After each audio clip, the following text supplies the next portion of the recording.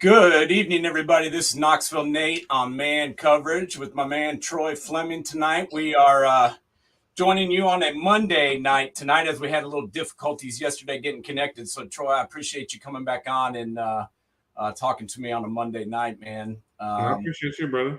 Yeah, I want to dig into this game, man. A 29-16 Florida victory.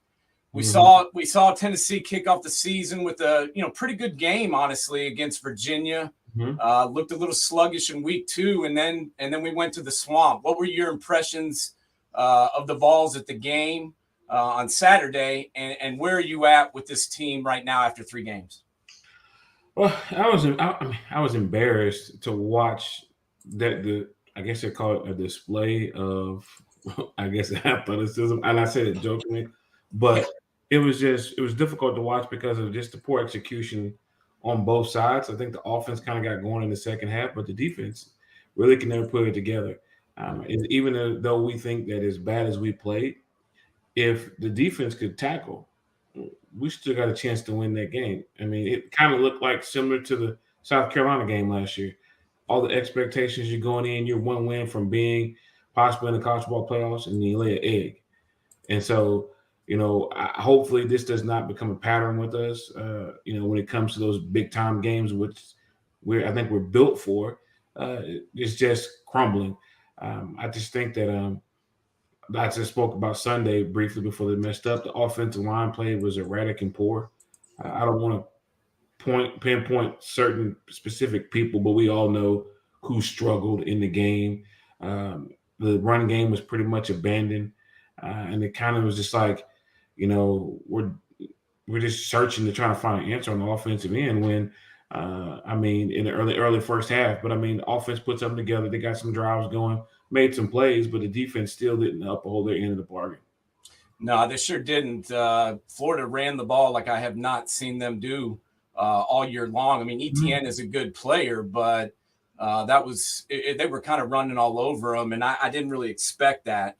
One thing, that I thought I saw on Saturday, and you correct me if I'm wrong, but this team kind of thrives on tempo. They get they get a quick strike, they get a big chunk play, they run up, they run another play, they keep the other team from substituting, and it kind of felt like to me a little bit the team could never really get in to that tempo for whatever reason, penalties, pre-snap penalties, mistakes. Whatever it is, but I felt like they never got the rhythm going on offense. Did you see that too? I agree. They never could get a rhythm, and like you said, even the commentators, everybody knows what the variations of the run and shoot in this spread offense that wants to go breakneck speed, as Robert Griffith III was saying. That initial first down means everything. Usually they like to try to get it running the ball because that's what spurs that momentum. But we couldn't get anything going, and in Florida, you have to give them credit. They were the aggressor. They played with confidence. It's like our guys were just like, "Hey, we're here. We're just trying to get through this game." But that's kind of, what you saw last week against Austin Peay, who had a good game plan for us.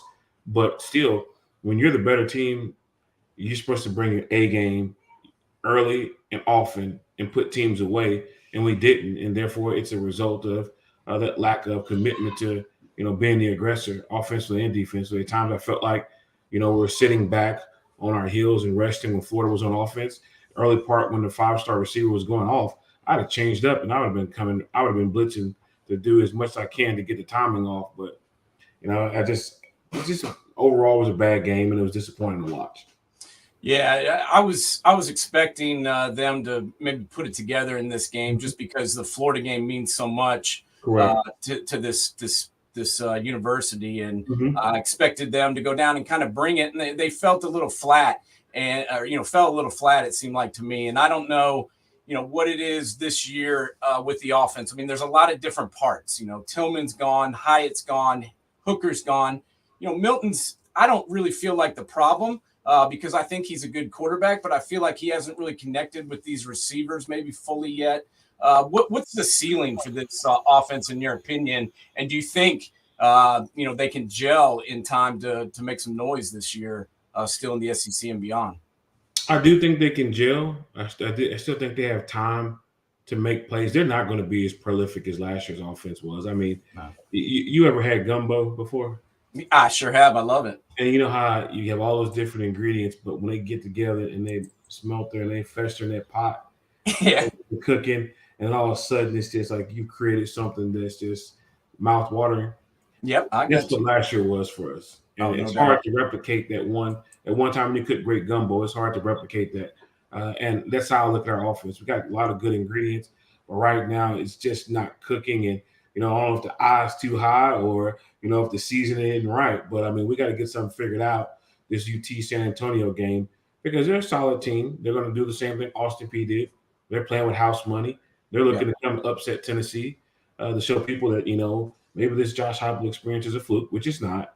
No. But again, you can't blame everything on Joe Milton, No. but you can blame part of that on him, but also the other part comes to the receiving core. You got Yeah. guys still dropping balls, Squirrel's dropping balls, Ramel's still dropping balls. Brew, he drops one here. He usually drops his first one or second one, but after that, he's usually spot on. And then the transfer from Oregon, Deontay Thornton, Thornton. he dropped one, but then he kind of got going. I was hoping he'd go back to him, but they didn't. So it's just one of those things where Coach Heupel and offense got to get it figured out, and they got to get it figured out quickly because South Carolina ain't no punk, and they're coming in with the expectation we beat you last year in Columbia. We'll come here in Knoxville and beat you too. Yeah, there's no doubt. But there's other teams that have got problems going on right now. I mean, Bama's still switching quarterbacks, which I'm Team Milrow over here, boy. Yeah, everybody complained about him, but you watch that Texas game, he didn't have time to even think about throwing the football. And when he did, he made some decent downfield throws. So other teams have difficulties too. Based on what you've seen so far this year, which team's the best in the SEC in your opinion? Who stacks up with them, maybe right behind them, and who do you think is the best?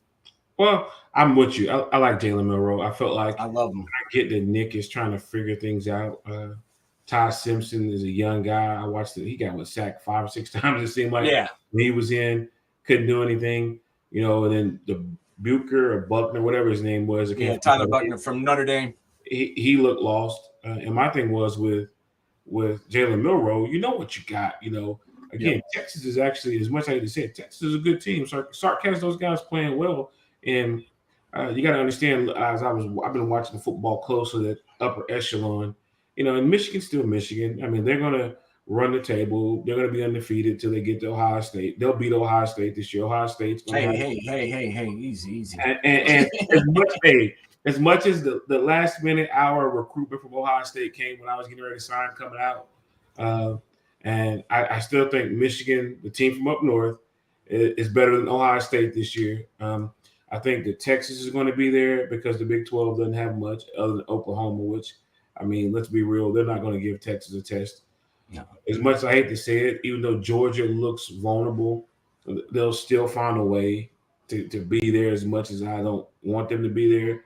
But again, those really, and then USC is the little wild card, but truly my dark horse candidate for team is North Carolina. I think they have everything that you need to be there. It's just they always find a way that one game that trips them up, and then they kind of go on a 2-game slide, and then they bounce back. So it'll be interesting to see. Yeah, it's going to be a fun rest of the college football season. We were talking last week, like, you got Tennessee, Florida, you got a couple of decent games, but there's nothing, really sticking out to us. And then it turned out to be a really good weekend of college football all the way around. I don't know how late you stayed up, but I watched that Colorado game, and I got to be honest, man, I love Prime too. I saw Prime when he coached here in Knoxville when he came up with his son from the team from Texas, and I was really impressed with his play calling and everything. And then I watched him at Jackson State. And what do you think about what he's doing now, man? Did you expect him to get going? I mean, I expected him to win there, but I didn't expect it to happen this fast. What do you think about what's going on, and what did you think about that game against Colorado State? Well, my wife and I went to do post-game radio and watched it there, came home, woke her up. We stayed up to 2:30 in the morning and watched the entire game. Because I'm honestly, that game was, I think, more important to what movement that Dion has going on in Colorado than it was for Jay Norvell in Colorado State, because they have this groundswell coming where it's just like they're building momentum, and they couldn't afford to lose that game because they needed to be undefeated going into this Oregon game. Oh yeah. I think that even though Oregon is most likely going to win by maybe probably 3 or 4 touchdowns, it's because that's just the defensive depth isn't there for Colorado yet. They'll have that in the coming years. I've always been a Dion fan as a player, even back in the days with the Jerry curl, and it was dry, as he would like to say. But you know, he's got a good thing going, and he's never going to have a problem recruiting kids. His thing is going to be is he's not going to have enough scholarships to be able to sign kids, because what he's done quickly in that turnaround rebuild, kids are going to want to be a part of that. And then Shador Sanders is playing lights out, and you can't overlook the fact that he did the same thing at Jackson State at the lower level. He was confident in himself, and when they moved up, I knew he would find success, but not like this quickly. But he is a seasoned quarterback who does not get rattled. And I think that at the end of the day, I think Colorado regular season, which would be a great year one for him. There's no doubt. I said if he wins 6 games, he should be the coach of the year, just because that program was where it was, man. I remember, I'm old enough to remember, the 90s and Darian Hagan, who we had on this show a couple of months ago. We had Darian on, and he was my hero when I was a little kid, just because I loved the option. And I remember those teams, man. But a lot of kids these days don't remember Colorado even really being good. And to go from 1-11 to 3-0 in the blink of an eye like this, it blew me away. But I hope they can give him a game, but it's going to be tough. With I don't know if you saw Travis Hunter going to be out after that shot. What do you think? What do you think about that going down? Some would call it dirty. I wouldn't call it dirty. It's one of those moments where like, hey man, I'm gonna take this shot if I get a hit on him. And usually though it happens like a millisecond right after the miss, but it kind of happened a whole second afterwards. But for me, I find no beef with it. I think that Travis will bounce back, but also too now it's an opportunity for him to now start building depth to see who else he has back there, because he knows what he's going to get with Travis. Oh yeah. As well as Shador and the rest of those weapons he has offensively. It's just continue to develop the defensive guys for Colorado as the season goes on, and I don't really see them having a problem finding talent as they continue to move and build this program in the right direction. And it's amazing how one person can come in and stimulate. Because if I'm not mistaken, they said the last 2 weeks he's made about $34 million economic impact in the Boulder, Colorado community area. And I'm thinking to myself, like, the man's underpaid. So, and I'm prime, I'd be having my agent redo my contract saying, hey, well, I'm going to get a percentage of sales of all of X, Y, and Z merchandise and all that good old stuff. Yeah, I'm starting to see a lot of Colorado jerseys all over the place right now. And I have a ton of game worn jerseys. I've collected them since I was a little kid. And I had this Colorado one online for sale forever. As soon as this started going down, everyone I had up there sold real quick. So people are jumping on the bandwagon, and I understand why. It's exciting to see a program come back and see it done this quickly. Yeah, no, man, it's sweet. I love their colors anyway, so it's sweet. But using the portal like this, he's kind of done it differently. I mean, other teams have gone and gotten pieces, maybe improved a position that they were a little weak at. By adding some additional depth, but he went out and pretty much built his whole team through the portal. Do you see other guys trying to do that, or maybe looking, using it further than maybe they have already, just because of what Dion's doing? Yeah, the portal's here to stay, so embrace it. I know Dabo Swinney is one of those old school heads that's like, I'm building it the traditional way. Well, Dabo, you're going to get passed by, because kids are going to start saying, hey, you know what? If I know I get 1 year to transfer and I'll be eligible, I'm going to go where the show is. I'm going to go where the pageantry is. I was just showing my wife a video of Lil Tunechi, a.k.a. Lil Wayne, performing out there. And you got The Rock. You got all these NFL Hall of Famers and people wanting to be around the program. that's just magnifying the exposure of it. And Prime is a great marketer. I mean, you ain't got to tell no one. So again, he's using that transfer portal as an additional recruitment in addition to what he already has, and it's free agency. Obviously, a guy that's out there is one of his right hand men, Corey Phillips. I know him through Yep. high school days. Come out of Nashville, and he's a smart guy, and they're helping build that thing the right way. And they're getting the right mix of kids, whether they're coming from high school, JUCO, college, other programs, lower level programs. They're always constantly have their eye on talent, and you want to find that talent. And when you get it there, he's got the coaches that can develop those guys. So they got this thing moving in the right direction. I'll be cheering for him all year.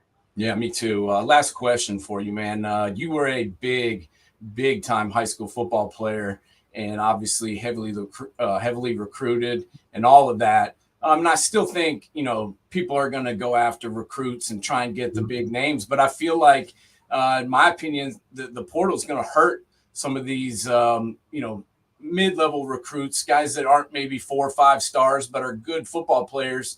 They might not have a home to go, or guys may want to get kids that are already a little bit more developed and they know what they're getting instead of going after a high school kid and trying to develop them themselves. What do you think that what do you think they're going to be able to do about that? Do you think high school kids may try and go to JUCO, or what do you think the options are for kids maybe who aren't getting the looks just because of people using the portal harder? Well, and it's funny you asked that, because I'm thinking this JUCO still exists because of the portal, because you don't hear a lot about junior college anymore.